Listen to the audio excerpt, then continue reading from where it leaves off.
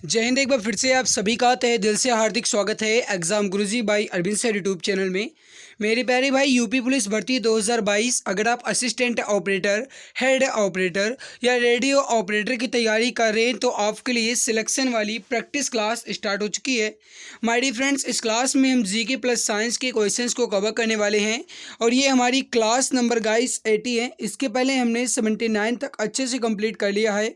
अगर आपने नहीं देखा तो चैनल की प्लेलिस्ट को विजिट कीजिए, जाकर के आप हर एक क्लास को क्रम के अनुसार देख सकते हैं। इसकी पीडीएफ जो है गाइस ये आपको हमारे टेलीग्राम चैनल पे मिलेगी, जाकर के आप Telegram channel exam Guruji by Arvind sir पर देख लीजिएगा, आपको इसकी पीडीएफ मिल जाएगी विद आंसर के साथ। आइए आज की इस बेहतरीन क्लास की शुरुआत करते हैं, लेकिन उससे पहले मैं आप सभी से निवेदन करना चाहूँगा, जो भी हमारे प्यारे भाई बहन मित्र चैनल पर पहली बार आए हैं वे सब्सक्राइब कर लेंगे ताकि आने वाली हर एक नई वीडियो की नोटिफिकेशन आपको समय से मिला करे। पहला प्रश्न आपके सामने है, भारत का राष्ट्रपति लोकसभा में 2 सदस्यों को निम्न में से किसका प्रतिनिधित्व करने के लिए मनोनीत कर सकता है? बताएंगे इसका सही आंसर क्या हो जाएगा। क्वेश्चन नंबर 82 के शुरुआत है, बताइए इसका राइट आंसर क्या हो जाएगा। भारत का राष्ट्रपति लोकसभा में 2 सदस्यों को निम्न में से किसका प्रतिनिधित्व करने के लिए मनोनीत कर सकता है? राइट आंसर हो जाएगा वो हो जाएगा ऑप्शन बी, आंग्ल भारतीय। करेक्ट आंसर हो जाएगा आपका ऑप्शन बी। अगला प्रश्न आपके सामने, किसी मनुष्य के मूत्र में अपशिष्ट उत्पाद के रूप में क्या पाया जाता है?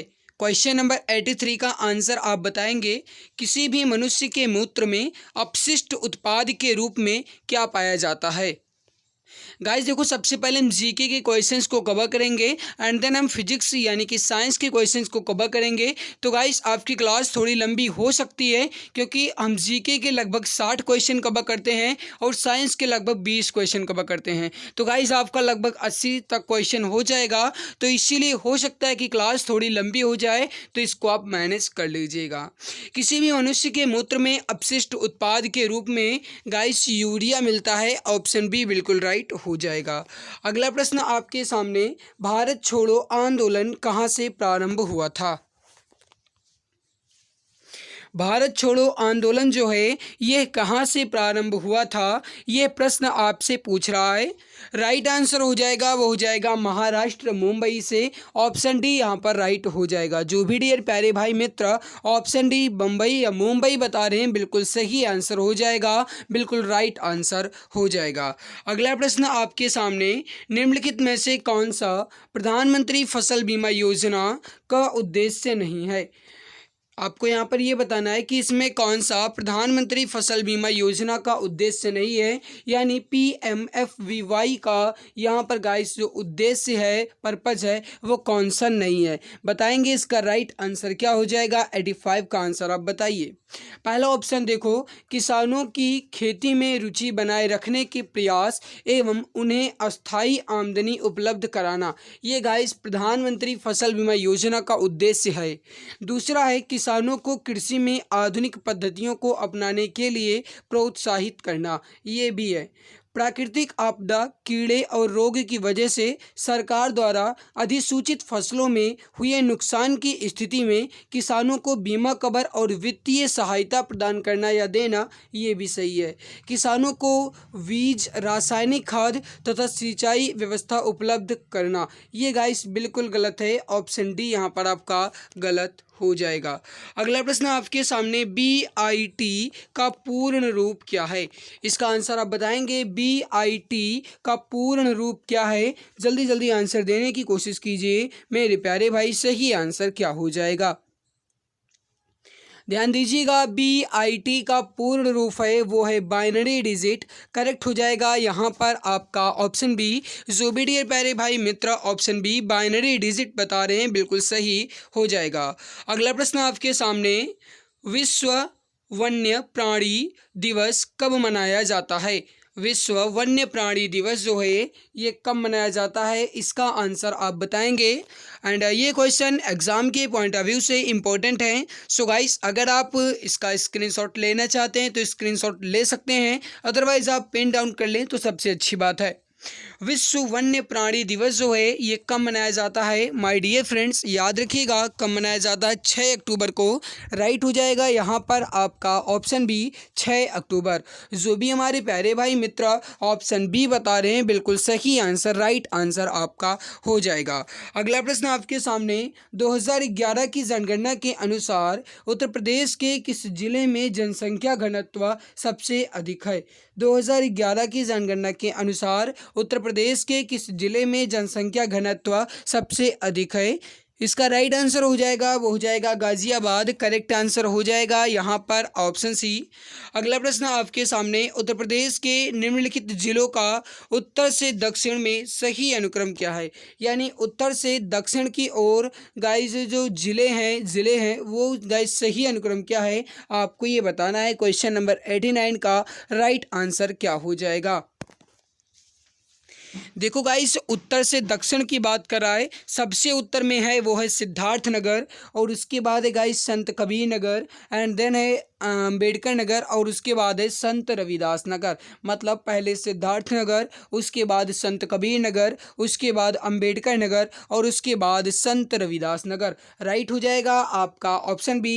जो भी डियर प्यारे भाई मित्र ऑप्शन बी बता रहे हैं बिल्कुल सही हो जाएगा। अगला प्रश्न आपके सामने, उत्तर प्रदेश के मिर्ज़ापुर और सोनभद्र में किस प्रकार का खनिज पाया जाता है। वेरी वेरी इंपॉर्टेंट क्वेश्चन है आपके एग्जाम की दृष्टि से, बताइए इसका सही आंसर क्या हो जाएगा। क्वेश्चन नंबर 90 है, उत्तर प्रदेश के मिर्ज़ापुर और सोनभद्र जिले में किस प्रकार के खनिज पाए जाते हैं। सही आंसर हो जाएगा वो हो जाएगा संगमरमर, करेक्ट हो जाएगा यहाँ पर आपका ऑप्शन डी। जो भी हमारे प्यारे भाई मित्र ऑप्शन डी बता रहे हैं बिल्कुल सही आंसर हो जाएगा। अगला प्रश्न, भारत भारती के लेखक कौन है। बताएंगे इसका राइट आंसर क्या हो जाएगा। भारत भारती के लेखक कौन है, जल्दी जल्दी आंसर देने की कोशिश कीजिए, सही आंसर क्या हो जाएगा।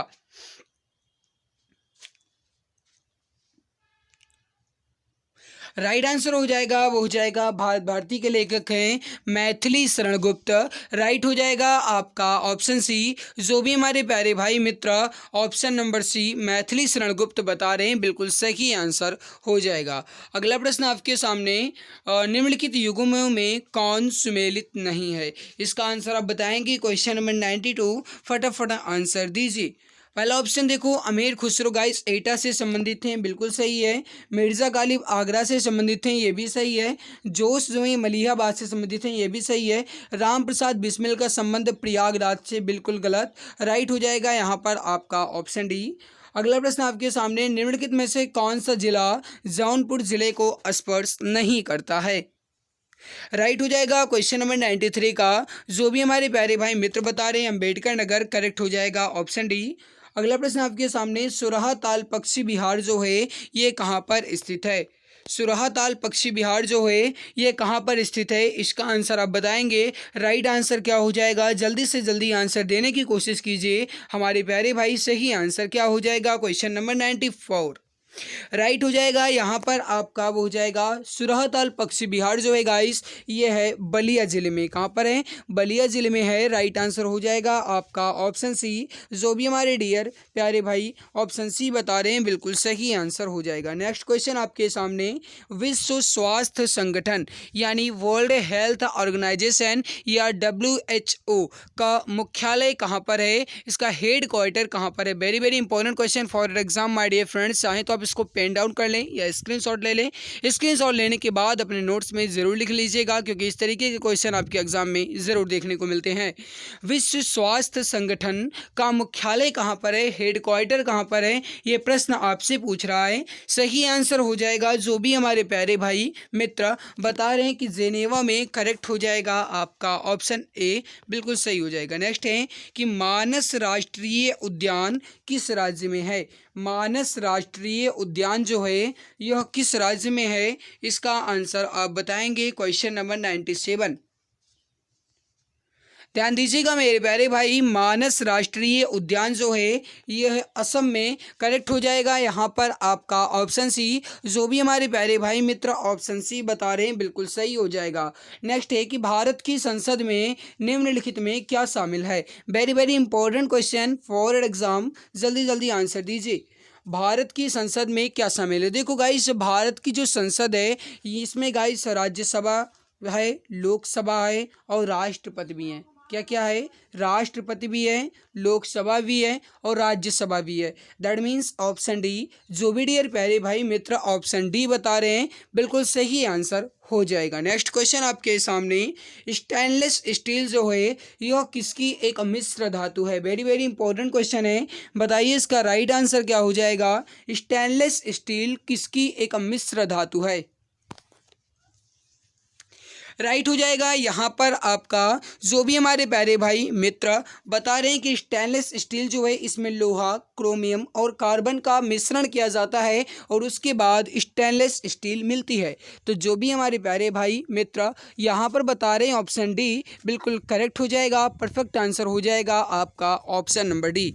नेक्स्ट है आपके सामने, तुम मुझे खून दो मैं तुम्हें आज़ादी दूंगा, दिल्ली चलो तथा जय हिंद। यहाँ पर ये गाइस जय हिंद लिखा हुआ है, थोड़ी सी टाइपिंग मिस्टेक है, इसके लिए माफ़ करना। जय हिंद का नारा किसने दिया। तुम मुझे खून दो मैं तुम्हें आज़ादी दूंगा यह नारा, दिल्ली चलो तथा जय हिंद का नारा किसने दिया। राइट हो जाएगा यहाँ पर आपका। जो भी बता रहे हैं कि सुभाष चंद्र बोस, बिल्कुल राइट होगा, करेक्ट हो जाएगा आपका ऑप्शन नंबर सी। एक बात आप और याद रखिएगा, आपसे एग्जाम में पूछा जा सकता है कि दिल्ली चलो का नारा जो है ये सुभाष चंद्र बोस ने कहाँ से दिया था, तो हो जाएगा आपका सिंगापुर से। अगला आपके सामने गाइस क्वेश्चन है कि मृदा स्वास्थ्य कार्ड योजना की जो स्लोगन है ये क्या है। मृदा स्वास्थ्य कार्ड योजना की स्लोगन जो है ये क्या है। राइट हो जाएगा यहाँ पर आपका, वो हो जाएगा अंतरिक्ष विकास। क्या हो जाएगा यहाँ पर आपका, अंतरिक्ष विकास, करेक्ट हो जाएगा आपका ऑप्शन ए।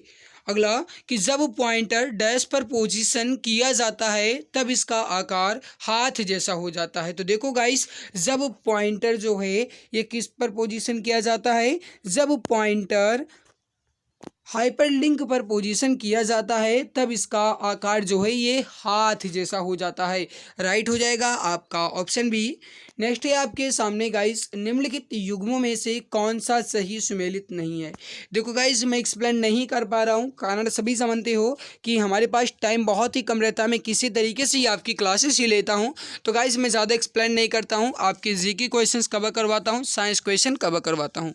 सो प्लीज़ जल्दी जल्दी आंसर देने की कोशिश कीजिए, कौन सा सही सुमेलित नहीं है। ध्यान दीजिएगा मेरे प्यारे भाई, थोड़ा सा दिमाग लगाना है। देखो नोएडा गाइस, नोएडा में सॉफ्टवेयर एवं सूचना प्रौद्योगिकी है, बिल्कुल सही है। सीतापुर में प्लाईवुड उद्योग है, ये भी सही है। खेल कूद के सामान बनाने का उद्योग गोरखपुर में नहीं है गाइस, यहाँ कहाँ पर है गाइस, तो ये मेरठ वगैरह में है, ठीक है। और रेशम उद्योग वाराणसी में है। तो राइट क्या हो जाएगा यहाँ पर आपका ऑप्शन सी। जो भी हमारे प्यारे भाई मित्र ऑप्शन सी बता रहे हैं, बिल्कुल राइट हो जाएगा। नेक्स्ट आपके सामने, उत्तर प्रदेश की सर्वाधिक लंबी नहर कौन सी है। Very very important question for exam, फटाफट आंसर देने की कोशिश कीजिए, सही आंसर क्या हो जाएगा। उत्तर प्रदेश की सर्वाधिक लंबी नहर कौन सी है।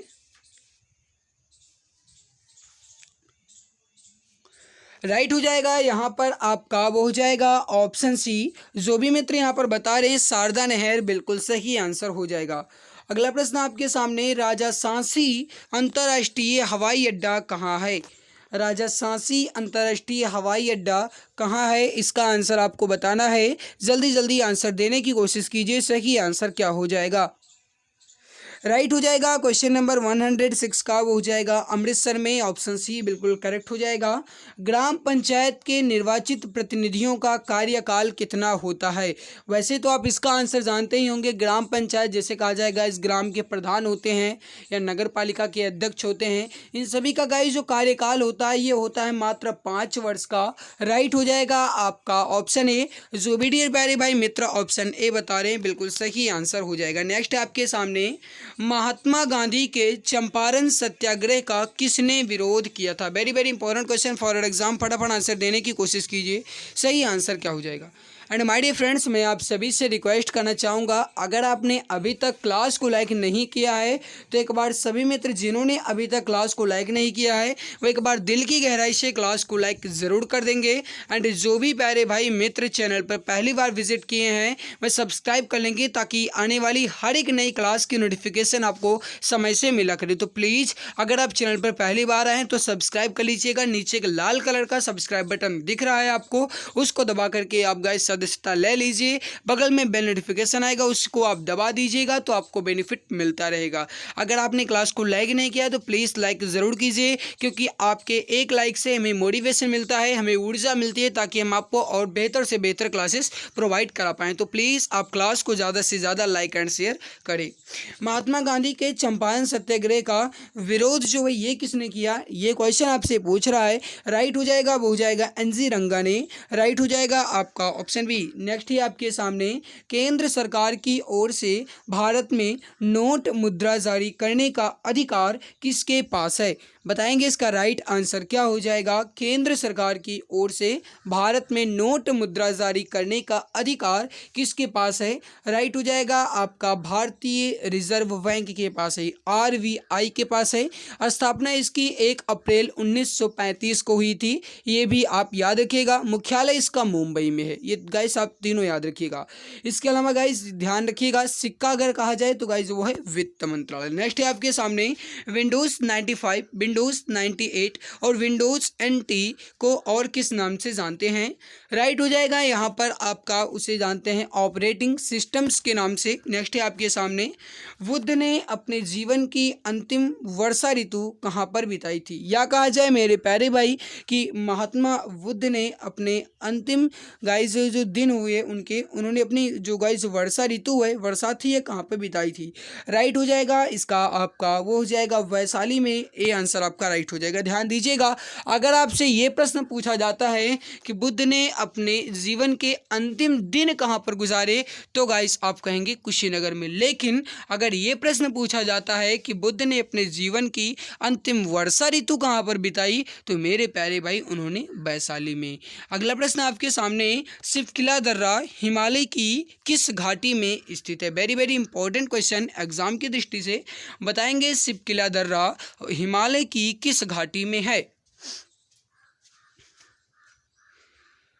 राइट हो जाएगा वो हो जाएगा सतलज घाटी। करेक्ट आंसर हो जाएगा आपका ऑप्शन डी।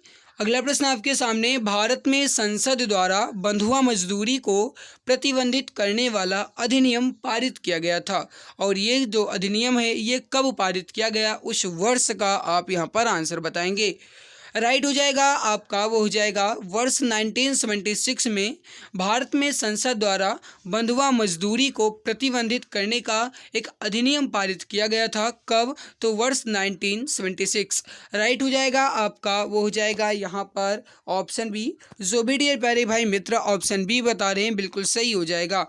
अगला प्रश्न आपके सामने, चर्बी लगे कारतूस के प्रयोग से इनकार करने वाला पहला भारतीय सिपाही कौन था, या गाइस कहा जाए तो सिपाही विद्रोह का जो सबसे प्रमुख माना जाता है उसे किसे माना जाता है, गाइस इसका राइट हो जाएगा वो हो जाएगा मंगल पांडे, राइट हो जाएगा यहाँ पर आपका वीर मंगल पांडे। ऑप्शन सी बिल्कुल करेक्ट हो जाएगा। चर्बी लगे कारतूस के प्रयोग को इनकार करने वाले पहले भारतीय सिपाही थे वो थे मंगल पांडे, गाइस बैरकपुर छावनी में कार्यरत थे, राइट हो जाएगा आपका ऑप्शन सी बिल्कुल करेक्ट हो जाएगा। अगला, निम्नलिखित में से कौन सा कर केंद्र सरकार नहीं लगाती, क्वेश्चन नंबर 116 का आंसर आप बताएंगे, राइट आंसर क्या हो जाएगा। ध्यान दीजिएगा, कौन सा कर केंद्र सरकार नहीं लगाती, देखो उपहार कर हो गया, व्यक्तिगत आयकर हो गया और निगम कर हो गया, ये जो गाइस ये केंद्र सरकार के द्वारा लगाया जा सकता है, लेकिन मनोरंजन कर जो है ये केंद्र सरकार नहीं लगाती,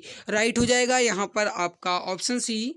अगला कि बैकअप का अर्थ क्या है, ध्यान दीजिएगा ये आपका कंप्यूटर से रिलेटेड क्वेश्चन है। बैकअप, बैकअप का मतलब है मूल स्रोत से भिन्न डेस्टिनेशन पर कॉपी करके डाटा को संरक्षण करना, राइट हो जाएगा आपका ऑप्शन बी। अगला, आईसीसी हॉल ऑफ फेम में शामिल होने वाले छठे भारतीय कौन बने, राइट हो जाएगा आपका, वो हो जाएगा सचिन तेंदुलकर।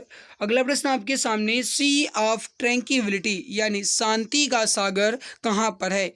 इसका आंसर आप बताएंगे। राइट आंसर क्या हो जाएगा? सी ऑफ ट्रैंक्विलिटी यानी शांति का सागर कहाँ पर है? सही आंसर हो जाएगा, वो हो जाएगा चंद्रमा पर। ऑप्शन डी बिल्कुल करेक्ट हो जाएगा। अगला प्रश्न आपके सामने, संविधान में जन स्वास्थ्य एवं स्वच्छता तथा अस्पताल एवं औषधालय जो हैं ये किस सूची के अंतर्गत आएंगे? ध्यान दीजिएगा, जन स्वास्थ्य हो गया, स्वच्छता हो गया, अस्पताल हो गया, औषधालय हो गया, ये सभी जो हैं गाइज ये किस सूची के अंतर्गत आएंगे? ध्यान दीजिएगा, ये राज्य सूची के अंतर्गत आते हैं। राइट हो जाएगा आपका ऑप्शन नंबर ए, राज्य सूची। जो भी डियर प्यारे भाई मित्र यहाँ पर ऑप्शन ए बता रहे हैं, बिल्कुल सही आंसर हो जाएगा। अगला प्रश्न आपके सामने, करमचंद गांधी दीवान थे कहाँ के? करमचंद गांधी जो है गाइस ये किनका नाम है? ध्यान दीजिएगा, ये जो है गाइस करमचंद गांधी ये है महात्मा गांधी का पूरा नाम। महात्मा गांधी का पूरा नाम क्या था? मोहनदास करमचंद गांधी। जन्म कहाँ पर हुआ था गाइस? गुजरात के पोरबंदर में, ठीक है। और ध्यान दीजिएगा, करमचंद गांधी यानी मोहनदास करमचंद गांधी, जिन्हें महात्मा गांधी के नाम से भी जानते हैं, ये जो है गाइस ये कहाँ के दीवान थे? तो ये गाइस गुजरात के पोरबंदर, राजकोट, बीकानेर, इन सभी राज्यों के दीवान थे। राइट हो जाएगा आपका ऑप्शन डी। अगला, राजस्व व्यय तथा राजस्व आय का अंतर जो है ये क्या कहलाता है? राजस्व व्यय और राजस्व आय, इसका अंतर, इसका डिफरेंस जो है ये क्या कहलाता है मेरे प्यारे भाई? सही आंसर हो जाएगा, वो हो जाएगा राजस्व व्यय और राजस्व आय का अंतर राजस्व घाटा कहलाता है। क्या कहलाता है? राजस्व घाटा। राइट हो जाएगा आपका ऑप्शन सी। जो भी मित्र प्यारे भाई ऑप्शन सी बता रहे हैं बिल्कुल सही हो जाएगा। नेक्स्ट है आपके सामने, साफ रातें मेघीय रातों की अपेक्षा अधिक ठंडी होती हैं, किसके कारण? साफ रातें मेघीय रातों की अपेक्षा अधिक ठंडी होती हैं। मेघीय रातों का मतलब है मेरे प्यारे भाई कि बरसात वाले दिनों की रातों की अपेक्षा साफ रातें जो हैं ये अधिक ठंडी होती हैं। आखिर क्यों? राइट हो जाएगा आपका, वो हो जाएगा यहाँ पर विकिरण के कारण। ऑप्शन बी बिल्कुल करेक्ट हो जाएगा। अगला प्रश्न आपके सामने, उत्तर प्रदेश स्थापना दिवस पहली बार कब मनाया गया? इसका आंसर आप बताएंगे। राइट आंसर क्या हो जाएगा? ध्यान दीजिएगा, उत्तर प्रदेश स्थापना दिवस पहली बार कब मनाया गया, ये प्रश्न आपसे पूछ रहा है। सही आंसर हो जाएगा क्वेश्चन नंबर 126 का जो भी हमारे प्यारे भाई मित्र बता रहे हैं 24 जनवरी 2018 बिल्कुल सही हो जाएगा। नेक्स्ट है आपके सामने, विक्रमशिला विश्वविद्यालय की स्थापना किस पाल राजा द्वारा की गई थी? विक्रमशिला विश्वविद्यालय की स्थापना जो है ये किस पाल राजा द्वारा की गई? सही आंसर हो जाएगा ये आपका, वो हो जाएगा गाइस यहाँ पर धर्मपाल। सही आंसर हो जाएगा आपका ऑप्शन नंबर सी। अगला प्रश्न आपके सामने, 10वीं अनुसूची के तहत लोकसभा में किसी सदस्य की अयोग्यता से संबंधित मुद्दे पर निर्णय जो है ये कौन लेता है? सही आंसर हो जाएगा, वो हो जाएगा लोकसभा के अध्यक्ष। ऑप्शन बी यहाँ पर राइट हो जाएगा। जो भी बता रहे हैं ऑप्शन बी बिल्कुल सही आंसर हो जाएगा। अगला प्रश्न आपके सामने, वह देश जो अरीय अफवाह का उदाहरण प्रस्तुत करता है।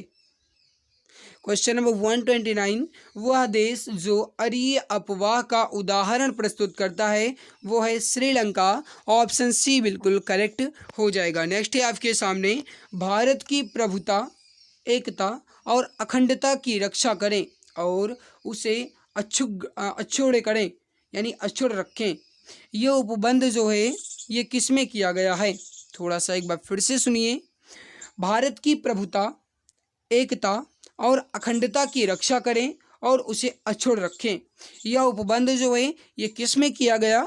सही आंसर हो जाएगा, वो हो जाएगा यहाँ पर मूल कर्तव्य में। ऑप्शन बी बिल्कुल सही हो जाएगा। नेक्स्ट है आपके सामने, निम्नलिखित में से कौन सा एक सही सुमेलित नहीं है? निम्नलिखित में से कौन सा एक सही सुमेलित नहीं है, इसका आंसर आप बताएंगे। राइट हो जाएगा। देखो, ब्रह्म समाज की स्थापना राजा राम मोहन राय ने की, बिल्कुल सही। आर्य समाज स्वामी दयानंद बिल्कुल सही। रामकृष्ण मिशन बिल्कुल, लाला लाजपत राय तो थे नहीं। और जो गाइस थियोसॉफिकल सोसाइटी इसकी एनिफेंसेट, बिल्कुल सही है। ऑप्शन सी यहाँ पर आपका गलत होगा। नेक्स्ट है आपके सामने, भारत के किस राज्य में सबसे लंबी मुख्य भूमि तट रेखा है? भारत के किस राज्य में सबसे लंबी मुख्य भूमि तट रेखा है? बताइए इसका सही आंसर क्या हो जाएगा। राइट आंसर हो जाएगा गुजरात में, ऑप्शन नंबर डी करेक्ट हो जाएगा। अजंता की गुफाओं में किसका चित्रण है? बताइए इसका सही आंसर क्या हो जाएगा। अजंता की गुफाओं में किसका चित्रण है? सही आंसर हो जाएगा जातक कथाओं का, ऑप्शन नंबर ए यानी कि बुद्ध से संबंधित, ऑप्शन ए राइट हो जाएगा। अगला आपके सामने, देश का सबसे गहरा बंदरगाह निम्नलिखित में से कौन सा है? कांडला बंदरगाह, कोच्चि बंदरगाह, कोलकाता बंदरगाह या विशाखापत्तनम बंदरगाह? बताइए इसका सही आंसर क्या हो जाएगा। क्वेश्चन नंबर 136, बताइए इसका सही आंसर क्या हो जाएगा। सबसे गहरा बंदरगाह इसमें कौन सा है, आपसे ये प्रश्न पूछ रहा है। सही आंसर हो जाएगा विशाखापत्तनम बंदरगाह। जो भी बता रहे हैं ऑप्शन डी बिल्कुल राइट हो जाएगा। अगला प्रश्न आपके सामने, भारत में रुपए का सिक्का सबसे पहले किसके शासनकाल में प्रारंभ हुआ? Very very important question for your exam my dear friends. फटाफट आंसर देने की कोशिश कीजिए। सही आंसर क्या हो जाएगा, ध्यान दीजिएगा। भारत में रुपए का सिक्का सबसे पहले किसके शासन में प्रारंभ हुआ? राइट हो जाएगा शेर शाह सूरी। करेक्ट हो जाएगा आपका ऑप्शन सी। जो भी मित्र प्यारे भाई ऑप्शन सी बता रहे हैं बिल्कुल राइट हो जाएगा। नेक्स्ट है आपके सामने, स्वर्णिम चतुर्भुज परियोजना किससे संबंधित है? स्वर्णिम चतुर्भुज परियोजना किससे संबंधित है? इसका आंसर आप बताएंगे 139। राइट हो जाएगा आपका सड़क परिवहन से। करेक्ट हो जाएगा आपका ऑप्शन ए। प्रसिद्ध संगीतकार तानसेन किन के दरबार में थे? तानसेन जो थे ये किन के दरबार में थे? इसका आंसर आपको बताना है। राइट हो जाएगा अकबर के, ऑप्शन सी बिल्कुल करेक्ट हो जाएगा। ये रहा आपके सामने इसका आंसर। कवर कर लेते हैं हम साइंस के क्वेश्चन, लेकिन उससे पहले मैं आप सभी से निवेदन करना चाहूँगा, जो भी प्यारे भाई बहन अभी तक क्लास को लाइक नहीं किए हैं वो एक बार लाइक ज़रूर कर देंगे। और अगर आपने अभी तक इस क्लास को अपने मित्र तक शेयर नहीं किया तो एक बार सभी मित्र क्लास को ज़्यादा से ज़्यादा अपने प्यारे भाई बहन तक शेयर करें, साझा कर दें। देखो गाइज, मुझे ये पता है कि मैं बोल देता हूँ, आप करते नहीं हो, लेकिन फिर भी मैं गाइस आपसे निवेदन करता हूं, क्योंकि मैं केवल और केवल आपसे निवेदन ही कर सकता हूं, क्योंकि ये डिपेंड करता है आपके ऊपर कि आप हमारी मेहनत का जिक्र किस प्रकार करते हैं। गाइस, अगर आपको लगता है कि मैं आपके लिए मेहनत करता हूं, जी जान शिद्दत के साथ लगा हूं आपके सपने को पूरा करने के लिए, तो आपकी ये जिम्मेदारी बनती है, फ़र्ज़ आपका ये बनता है कि आप कम से कम क्लास को तो लाइक कर ही दिया करो। सो प्लीज़ जो भी हमारे प्यारे भाई बहन मित्र अभी तक क्लास को लाइक नहीं किए हैं वो एक बार लाइक ज़रूर करेंगे। अपने मित्र तक ज़्यादा से ज़्यादा क्लास को शेयर करें, साझा करें। गाइस, आप अपने मित्र तक चाहे व्हाट्सएप, फेसबुक, इंस्टाग्राम, ट्विटर या जिस भी आप प्रकार के सोशल मीडिया का यूज़ करते हैं उस पर क्लास को ज़्यादा से ज़्यादा शेयर करें। और अगर आप चैनल पर पहली बार विजिट किए हैं तो प्लीज़ चैनल को सब्सक्राइब कर लिया करें, ताकि आने वाली हर एक नई वीडियो की नोटिफिकेशन आपको समय से मिला करे। गाइस, आइए हम कवर कर लेते हैं यहाँ पर साइंस के क्वेश्चन, क्योंकि आप जानते हैं कि आपके गाइस असिस्टेंट ऑपरेटर का एग्जाम हो या हेड ऑपरेटर का एग्जाम हो, या अगर आप किसी भी गवर्नमेंट जॉब की तैयारी करते हैं जिसमें भी आपके फिजिक्स से रिलेटेड क्वेश्चन आते हैं, तो गाइस आपके लिए क्लास काफ़ी ज़्यादा बेहतर है। इसमें गाइस हमने कल 20 तक क्वेश्चन कवर कर लिए थे, आज हम 21 से कवर करेंगे। क्वेश्चन है कि डायोड का इस्तेमाल जो है ये किस लिए किया जाता है? डायोड का इस्तेमाल जो है यह किस लिए किया जाता है? इसका आंसर आपको बताना है। राइट हो जाएगा क्वेश्चन नंबर 21, वो हो जाएगा परिशोधन के लिए। ऑप्शन डी यहाँ पर आपका बिल्कुल करेक्ट हो जाएगा। जो भी डियर प्यारे भाई मित्र ऑप्शन डी बता रहे हैं बिल्कुल सही हो जाएगा। नेक्स्ट है आपके सामने, जेट इंजन जो है यह किसके संरक्षण के सिद्धांत पर कार्य करता है? Very very important question for your exam my dear friends. बताइए जेट इंजन जो है यह किसके संरक्षण के सिद्धांत पर कार्य करता है? सही आंसर हो जाएगा रैखिक संवेग संरक्षण, ऑप्शन सी राइट हो जाएगा। अगला प्रश्न आपके सामने कहता है कि किसी जंक्शन में प्रवेश करने वाली कुल धारा उस जंक्शन को छोड़ने वाली कुल धारा के बराबर होती है। मेरे प्यारे भाई, ये प्रश्न जो है ये मतलब ये है कि कौन सा नियम ये कहता है कि किसी जंक्शन का मतलब होता है, आप हिंदी मीडियम से पढ़े हैं तो संधि, किसी संधि में प्रवेश करने वाली कुल विद्युत धारा उस संधि को छोड़ने वाली कुल धारा के बराबर होती है। यह है मेरे प्यारे भाई किरचॉफ का नियम। क्या है? यह है किरचॉफ का प्रथम नियम। राइट हो जाएगा आपका ऑप्शन डी। जो भी डियर प्यारे भाई मित्र ऑप्शन डी बता रहे हैं बिल्कुल सही आंसर हो जाएगा। अगला प्रश्न आपके सामने, विद्युत चुंबक किससे बनती है? इसका आंसर आप बताएंगे। राइट आंसर क्या हो जाएगा? विद्युत चुंबक किससे बनती है? ध्यान दीजिएगा, विद्युत चुंबक जो है गाइस ये बनती है नरम लोहा से। ऑप्शन बी यहाँ पर आपका राइट हो जाएगा। जो भी डियर प्यारे भाई ऑप्शन बी बता रहे हैं बिल्कुल सही हो जाएगा। अगला प्रश्न आपके सामने, उच्च वोल्टेज अनुप्रयोग के लिए किस प्रकार के इंसुलेटर का उपयोग किया जाता है? देखो भले ही आपको फिजिक्स के क्वेश्चन थोड़े टफ लेवल लग रहे हों, लेकिन इंपॉर्टेंट क्वालिटी के ये पूरे हैं, याद रखिएगा। ध्यान दीजिए, उच्च वोल्टेज अनुप्रयोग के लिए गाइस निलंबन प्रकार के इंसुलेटर का हम प्रयोग करेंगे। राइट हो जाएगा आपका ऑप्शन है। अगला, लंबी दूरी के बेतार संचार के लिए अपेक्षित तरंगे किस प्रकार की होती हैं? अवरक्त, परावैगनी, रेडियो, सूक्ष्म। बताइए 26। फटाफट आंसर देने की कोशिश कीजिए। सही आंसर क्या हो जाएगा? ध्यान दीजिए मेरे प्यारे भाई, लंबी दूरी के बेतार संचार के लिए अपेक्षित तरंगे होती हैं रेडियो तरंगे। सही आंसर हो जाएगा आपका ऑप्शन सी। अगला प्रश्न आपके सामने, संचार में प्रयुक्त फाइबर ऑप्टिक केबल किस सिद्धांत पर कार्य करती है? इसका आंसर आप बताएंगे। राइट आंसर क्या हो जाएगा? देखो गाइस, मैं टारगेट रखता हूं कि कम समय में आपके क्वेश्चन कवर हो जाएं, फिर भी गाइस आपका लगभग आधा घंटा लग जाता है, तो प्लीज़ जल्दी से जल्दी आंसर देने की कोशिश किया करें ताकि हम कम समय में आपके पूरे क्वेश्चन कवर कर सकें। देखो, संसार में प्रयुक्त फाइबर ऑप्टिक केबल जो है गाइस ये किस सिद्धांत पर काम करता है? आपसे ये प्रश्न पूछ रहा है। सही आंसर हो जाएगा प्रकाश के समग्र आंतरिक परावर्तन के सिद्धांत पर। अगला प्रश्न आपके सामने, सूर्य में ऊर्जा का निरंतर सृजन किस कारण होता रहता है? इसका आंसर आप बताएंगे। सूर्य में ऊर्जा का निरंतर सृजन जो है ये किसके कारण होता रहता है? जल्दी जल्दी आंसर दीजिए मेरे प्यारे भाई। सही आंसर क्या हो जाएगा? सही आंसर हो जाएगा नाभिकीय संलयन के कारण, या कहा जाए तो न्यूक्लियर फ्यूजन। करेक्ट हो जाएगा आपका ऑप्शन है। Very very important question exam की दृष्टि से। अगला प्रश्न आपके सामने का इस क्वेश्चन है कि आदर्श वोल्ट मीटर की प्रतिरोधकता कितनी होती है? आदर्श वोल्ट मीटर की प्रतिरोधकता कितनी होती है, ये प्रश्न आपसे पूछ रहा है। बताइए राइट आंसर क्या हो जाएगा? Question number 29। ध्यान दीजिएगा गाइस, इसकी कोई भी गाइस कहा जाए तो लिमिट ही नहीं है, यानी इसकी सीमा ही कुछ नहीं है, मतलब असीमित। ऑप्शन ए राइट होगा। अगला प्रश्न आपके सामने, एक उड़ते हुए जेट में किस प्रकार की ऊर्जा होती है? ध्यान दीजिएगा, आपसे प्रश्न क्या पूछ रहा है? एक उड़ते हुए जेट में, उड़ते हुए जेट में। ध्यान दीजिएगा गाइस, जेट विमान में एक ऐसा गाइस ये क्वेश्चन है जो आपके एग्जाम में आने के चांस ज़्यादा हैं। देखो, अगर कहा जाए कि चलती हुई बस तो उसमें गतिज ऊर्जा होगी, एक चलता हुआ व्यक्ति उसमें गतिज ऊर्जा होगी, या फिर कहा जाएगा इस एक नदी में ठहरा पानी तो इसमें स्थितिज ऊर्जा होगी। लेकिन एक उड़ते हुए जेट विमान में तो इसमें दोनों ऊर्जा विद्यमान होती है, यानी गाइस इसमें काइनेटिक एनर्जी और गाइस इसमें पोटेंशियल एनर्जी, ये दोनों होती है आपकी, मतलब kinetic energy and potential energy दोनों होती है। राइट हो जाएगा आपका ऑप्शन डी। अगला प्रश्न आपके सामने, जल विद्युत केंद्र में टरबाइन जो है यह किससे चलती है? पानी के बहने से, कोयले के जलने से, डीजल के जलने से, या धुएं के उत्पादन से? ध्यान दो, जल विद्युत यानी कि जल का यहाँ पर काम हो रहा है। टरबाइन जो ये किससे चलता है? टरबाइन आपने देखा होगा गाइस, बड़े बड़े गाइस आपने देखा होगा फॉर्मों पर ऊपर लगे होते हैं।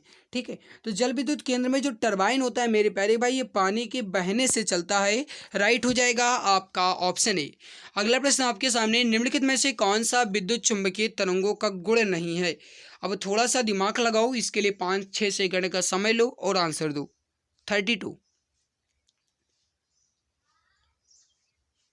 पहला ही ऑप्शन देखो, विद्युत चुंबकीय तरंगे व्यतिकरण तथा विवर्तन नहीं दिखाती। गलत।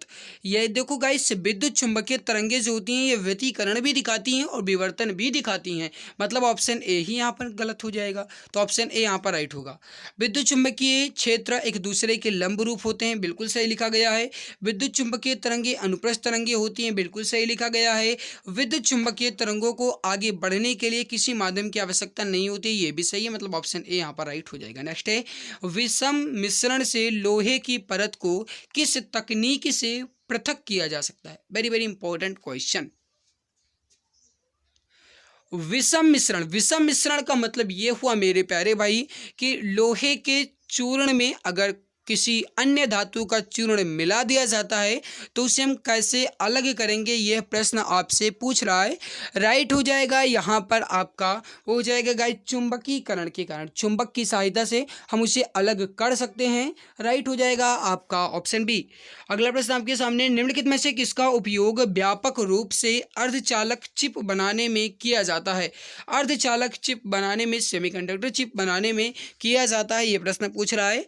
राइट हो जाएगा वो हो जाएगा जर्मेनियम का, ऑप्शन सी करेक्ट हो जाएगा। अगला आपके सामने, तारे चमकते हैं किंतु यह नहीं चमकते क्यों। अब कहने का मतलब ये है मेरे प्यारे भाई, थोड़ा सा पहले आप ऑप्शन पर ध्यान दो। यहाँ पर गाइस क्वेश्चन ही गलत लिखा गया, तारे चमकते हैं किंतु ग्रह नहीं चमकते। यहाँ पर क्या होना चाहिए मेरे प्यारे भाई, ग्रह। ठीक है, तो तारे चमकते हैं किंतु ग्रह नहीं चमकते क्यों।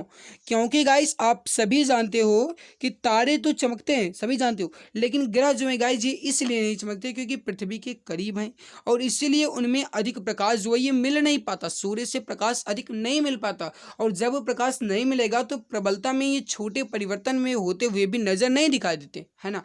तो मतलब यहाँ पर राइट क्या हो जाएगा, वो पृथ्वी के करीब है, कौन, ग्रह, इसीलिए उनसे अधिक प्रकाश नहीं मिलता है, अधिक प्रकाश मिलता है। और प्रबलता में यदि छोटे परिवर्तन होते भी हैं तो वो नज़र में नहीं आते, मतलब छोटे बहुत परिवर्तन देखने को मिलते हैं तो हमें नज़र नहीं आते हैं।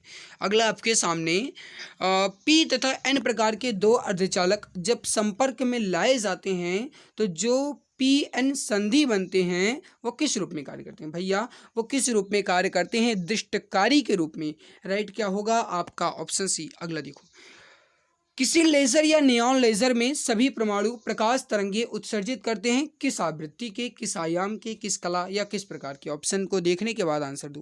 पहला ऑप्शन देखो, किसी भी लेजर या सभी परमाणु में जो गाइस प्रकाश तरंगे होती हैं ये एक ही आवृत्ति के तरंगों को उत्सर्जित करती हैं, एक ही आयाम का होता है, एक ही कला या एक ही फेज का होता है, ये भी सही है। मतलब उपर्युक्त सभी ऑप्शन डी करेक्ट हो जाएगा। अगला आपके सामने, निम्नलिखित में से कौन सा अच्छा विद्युत चालक है। अच्छा विद्युत चालक, विद्युत चालक का मतलब हुआ जिसमें विद्युत जो है गाइस ये आसानी से प्रवाहित की जा सके, विद्युत धारा आसानी से उसमें प्रवाहित हो सके। तो गाइस यहाँ पर ग्रेफाइट ही है जो सबसे अच्छा विद्युत चालक है। अगर सबसे अच्छा की बात की जाएगी तो वो चांदी है, बट यहाँ पर ऑप्शन के थ्रू देखा जाए तो वो है आपका ग्रेफाइट। अगला, विद्युत चुम्बकीय प्रेरण की परिघटना बताइए ऑप्शन को देखने के बाद। विद्युत चुम्बकीय प्रेरण की परिघटना मतलब कुंडली तथा चुंबक के मध्य अपेक्षित गति के कारण कुंडली में विद्युत धारा का प्रेरित करना। राइट होगा आपका ऑप्शन सी। अगला आपके सामने गाइस क्वेश्चन नंबर 40, घरेलू विद्युत सर्किट के अति भारण को रोकने के लिए क्या सावधानियां बरतनी चाहिए। फ्यूज सर्किट में जुड़ा होना चाहिए, बहुत सारे उपकरणों को एकल सर्किट में नहीं जोड़ना चाहिए, बिल्कुल सही। खराब उपकरणों को सर्किट में नहीं जोड़ना चाहिए, ये भी सही। मतलब ऑप्शन नंबर डी सभी विकल्प सही हैं। अगर हम अपने घर के विद्युत सर्किट के अतिभारण को रोकना चाहते हैं तो ये सभी मुझे करना होगा। अगला प्रश्न आपके सामने, फ्लेमिंग के दाएं हाथ के नियम का प्रयोग किसकी दिशा का पता लगाने के लिए किया जाता है, बताओ। राइट हो जाएगा वो हो जाएगा प्रेरित धारा, ऑप्शन सी करेक्ट हो जाएगा। सो माय डियर फ्रेंड्स, हमने यहाँ पर जीके प्लस साइंस के बेहतर क्वेश्चंस को कवर कर लिया। आई होप आपको हमारी मेहनत अच्छी लगी होगी। अगर अच्छी लगी तो प्लीज़ क्लास को ज़्यादा से ज़्यादा लाइक कर दें और अगर आप गाइस चैनल पर पहली बार आएँ तो सब्सक्राइब कर लीजिएगा ताकि आने वाली हर एक नई वीडियो की नोटिफिकेशन आपको समय से मिला करे। इसकी PDF आपको मिल जाएगी टेलीग्राम चैनल पर। इसके पहले की क्लासेस को आपको देखना चाहते हैं तो प्लेलिस्ट को विजिट कर सकते हैं। गाइस आज की क्लास आपको कैसी लगी अपनी राय ज़रूर दीजिएगा कमेंट सेक्शन में। जो कुछ भी आपके मन में हो, अच्छी लगी हो, गंदी लगी हो, कहीं भी आपको जो कुछ भी आपके मन में है गाइज आप कमेंट में मुझे ज़रूर बताइएगा। और अगर अच्छी लगी तो लाइक करके ही जाइएगा। स्कोर कितना रहा गाइज आपका 80 क्वेश्चन में कमेंट सेक्शन में वो भी बताइएगा, ठीक है। तो आज की इस बेहतरीन लाजवाब क्लास में इतना ही। मिलते हैं दूसरे नई क्लास में, तब तक के लिए खुश रहिए, मुस्कुराते रहिए, जी जान शिद्दत के साथ मेहनत करते रहिए। निश्चित है कि सफलता तो आपके कदम चूमेगी ही चूमेगी। तो मेरे प्यारे भाई जी जान शिद्दत के साथ लगे रहो। Best of luck. धन्यवाद।